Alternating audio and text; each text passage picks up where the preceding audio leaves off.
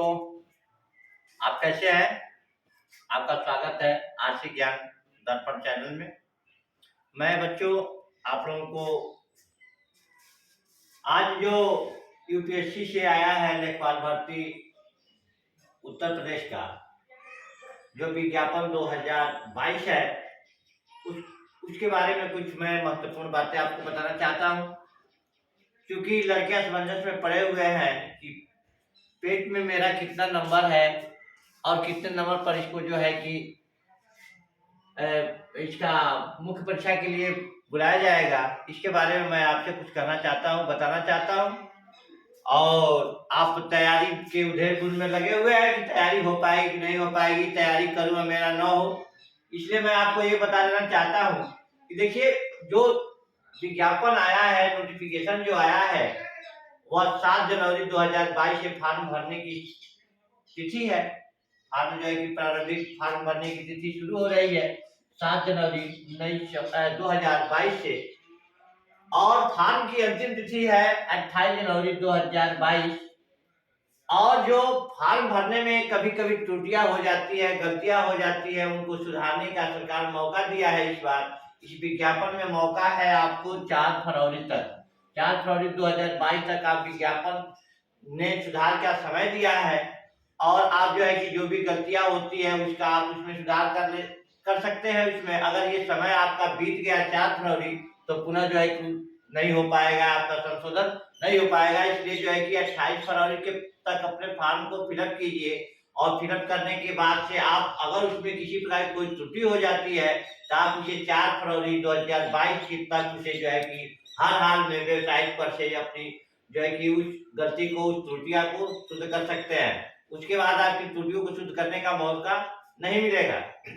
बच्चों देखिए, सबसे बड़ी बात यह है कि इस नोटिफिकेशन में किसी भी प्रकार के शुल्क का वर्णन नहीं किया गया है, किसी शुल्क का विवरण नहीं है। मात्र केवल आपको शुल्क के रूप में एक रजिस्ट्रेशन चार्ज के रूप में 25 रुपीज, केवल 25 रुपया सभी वर्ग के बच्चों के लिए अनिवार्य किया गया है। वह रजिस्ट्रेशन फीस आपकी से सरकार कर रही है। तो इसका मतलब यह नहीं कि आपका जो है कि अब शुल्क इसके बाद नहीं लगेगा। तो आपका जो है कि 25 रुपया के रजिस्ट्रेशन से आप जो है कि इस फॉर्म को अप्लाई कर सकते हैं।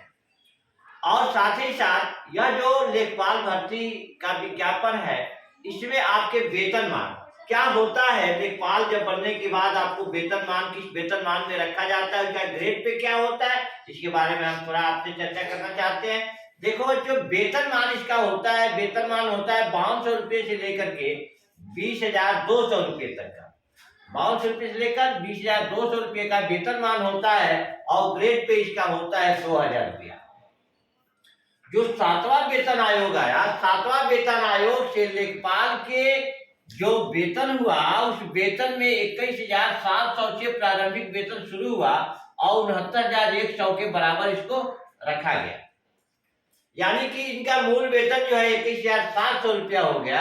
प्रारंभ में शुरू में आपको 21,700 रुपये पर आपकी सैलरी बनेगी, आपका वेतन बनेगा। बच्चों देखिए, इस लेखपाल बनने के लिए आपकी योग्यताएं क्या होगी। तो लेखपाल बनने के लिए इंटर पास होना चाहिए, प्लस उसके साथ जो यूपी सरकार ने कराई है पेट की परीक्षा पीईटी, उसको भी उत्तीर्ण होना अनिवार्य है। अब बच्चों यहाँ प्रश्न आता है, आप कहते हैं बच्चों के उधेड़-बुन में पड़े हुए हैं कि किस प्रकार हमारे टेट में कम नंबर है, पता ना हमारा सिलेक्शन होगा कि न होगा, हम अगले जो है कि क्वालिफाई रैंक में आएंगे कि नहीं आएंगे, तो हम इस फॉर्म को भरें कि न भरें, कि आप उस चिंता में पड़े हुए हैं कि मैं तैयारी करूं और हमारा जो है कि मुख्य एग्जाम में हमको प्रवेश पत्र अलॉट न हो। तो आप बहुत से इस उधेड़-बुन में पड़े हुए हैं। देखो बच्चों, तैयारी कभी व्यर्थ नहीं जाती है, इसलिए आप मनोयोग से तैयारी पर लगे रहे। 8,085 जो पदे हैं, 8,085 पदों के लिए आपको कम से कम सरकार को अगर 15% अभ्यर्थियों को बुलाता है तो करीब करीब 1,20,000 के आसपास अभ्यर्थियों को बुलाएगा। फिर आपके नोटिफिकेशन में है 1,20,000। सरकार नोटिफिकेशन में यह कहा है कि 15% बच्चों को बुलाया जाएगा। और नोटिफिकेशन आप पढ़िए ध्यान से, उसमें यह भी कहा गया है कि आवश्यकता पड़ी तो एक शिफ्ट में नहीं होने पर हम 2-3 शिफ्टों में भी करा लेंगे। यानी कि सरकार जो है अगर एक शिफ्ट में उसे करा तो एक उत्तर प्रदेश में 1,20,000 छात्रों को, परीक्षार्थियों को एक शिफ्ट में और एक ही जिले में कराया जा सकता है। इसलिए इसका जो है कि मानक बढ़ सकता है। इसलिए आप अपने फॉर्म को भरिए और भर करके आप तैयारी में जुट जाइए। कोई ये नहीं है कि आप जो है कि पेट में कितने लड़के बैठे थे, तो 21 लाख फार्म आया था बच्चों, 21 लाख फार्म आया था टेट में, 21 लाख फार्म। लेकिन जो परीक्षा में लड़के बैठे थे 17,99,000, 17,99,000 बच्चे जो है कि टेट की परीक्षा में बैठे थे। तो अब वो देखिए, अब टेट की परीक्षा में या तो 90% लेता है, 85% लेते हैं, 92% लेते हैं, किस पर मानक पर आता है, या 80 पर लेते हैं, 50 पर लेते हैं, 40 पर लेते हैं, क्या लेते हैं। आप जब फॉर्म अप्लाई किए रहेंगे, आप जब फॉर्म इसमें डाले रहेंगे, तो भी जो भी जिस श्रेणी में आएगा उस श्रेणी में आप अगर आते हैं तो आप उस परीक्षा के लिए अहर्त होंगे। अगर आप नहीं डालेंगे तो बाद में पछताएंगे, तो पछताने से कुछ होता होगा नहीं है। बच्चों देखिए, आयु सीमा इसमें बहुत है। उम्र जो है कि 18 से 40 वर्ष तक है। किसके लिए? जनरल कैंडिडेट के लिए, और जो है कि जो आर्थिक रूप से पिछड़े वर्ग के, जो पिछड़ा वर्ग जनरल का है, आर्थिक रूप से जनरल के पिछड़े लड़कों के लिए 18 से 40 वर्ष है। जबकि अन्य जो है कि आरक्षण के अनुसार इसमें शादी वो उम्र में छूट दी गई है। तो वे सभी लोग इसको अप्लाई कर सकते हैं जो इस उम्र के सीमा में आते हैं। 40 आते हैं जो आरक्षित वर्ग में आते हैं, वे अपने आरक्षण में जो भी निर्धारित है 5 वर्ष 3 वर्ष तो सबके श्रेणी में आते हैं, वे इस फॉर्म को भर सकते हैं। बच्चों, अब सबसे बड़ी बात यह है कि यहाँ हम 18 से 40 की बात नहीं है, जनरल और ओबीसी की बात नहीं है, इसके कटाव की बात है कि कटाव भी क्या किया जाएगा। तो बच्चों, इसके कटाव जो है कि अब देखिए सरकार क्या जाता है, लेकिन अगर जो है कि अगली मुख्य परीक्षा के लिए बुलाता है तो उस समय नोटिफिकेशन के अनुसार ये लग रहा है कि सरकार कुछ न कुछ फीस आपसे लेगी, चाहे वह सरकार 100 रुपया ही ले या 1,000 रुपया ले, लेकिन कुछ फीस शुल्क लेने के बाद ही आपको मुख्य परीक्षा में बैठने की अनुमति मिलेगी, आपका प्रवेश पत्र लोडिंग होगा। कुछ उसका विकल्प बनाएगी सरकार। तो अब जो है कि बच्चों, महिला अभ्यर्थी जो है, जो बालिकाएं हैं, उन लोगों का ये है कि जो हम लोगों का फॉर्म भरा जाएगा उसके लिए हम लोगों के लिए कोई सीट आरक्षित होगा कि नहीं होगा। तो बच्चों, यूपी में 20% जो है कि बालिकाओं के लिए, यानी महिलाओं के लिए 20% जो है कि महिलाओं के लिए 20% सीट आरक्षित होगा। यानी कि 8×16 करीब 16 साढ़े 16,000 के 100 के आसपास आपका सीट महिलाओं के लिए आरक्षित होगा। तो महिलाओं का जो कटाव बनेगा, जो मेरिट बनेगा, वो अलग से बनेगा, क्योंकि उनके आरक्षण श्रेणी में वे अपनी आएंगे, 20% में ही आएंगे। बच्चों, अब हम यह चलते हैं कि लेखपाल बनने के लिए क्या हमको करना होगा, क्या सिलेबस निर्धारित की गई है। तो बच्चों, 2015 का जो सिलेबस रहा बस वही सिलेबस इस समय भी है। आपका जो है कि इस समय जो है कि सिलेबस में आपका क्या है, वही हिंदी है।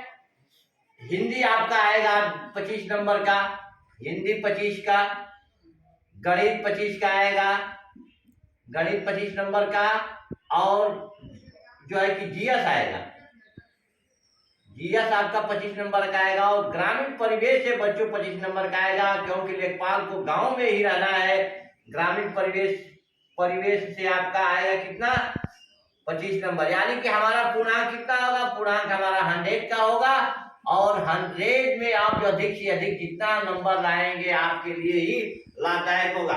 देखिए, जनरल के लिए, जनरल कैंडिडेट जो सामान्य वर्ग के लड़के हैं, सामान्य वर्ग के लड़कों के लिए 90+ लाना अनिवार्य होगा। 90+ पर ही संभावनाएं बन रही है उसके सिलेक्शन का, क्योंकि पिछली जो हुआ था राजस्व का जो भर्ती हुई थी 2015 में, वह जो है कि जिले स्तर पर था, जिले में ही इसका कटाव बनता था। लेकिन इस बार जो है कि अधीनस्थ चयन आयोग द्वारा जो है कि इस भर्ती को लिया जा रहा है। इसलिए जो भी मेरिट बनेगा वो पूरे शासन स्तर पर बनेगा, पूरे उत्तर प्रदेश स्तर पर बनेगा। इसलिए आप 90+ जनरल के लिए 86 से कम जो है कि पिछले वर्ग के लिए नहीं आएगा। 86 पिछड़ा वर्ग के लिए 86 से कम नहीं आएगा। 86 अनुमान हम लगा रहे हैं, कंफर्म नहीं कर रहे हैं कि 86% से कम नहीं पिछले वर्गों के लिए आएगा। और SC ST के लिए तो आप देखिए 80 से कम नहीं आएगा SC ST के लिए। तो आप जो है कि अभी से लग जाइए और आप हिंदी का 25, गणित का 25 और GS का 25 और ग्रामीण प्रवेश का 25 यानी कि 100 नंबर का आपका पूर्णांक होगा। और आप उसमें 90, 92, 95 अधिक से अधिक लाने के लिए अभी से जुट जाइए।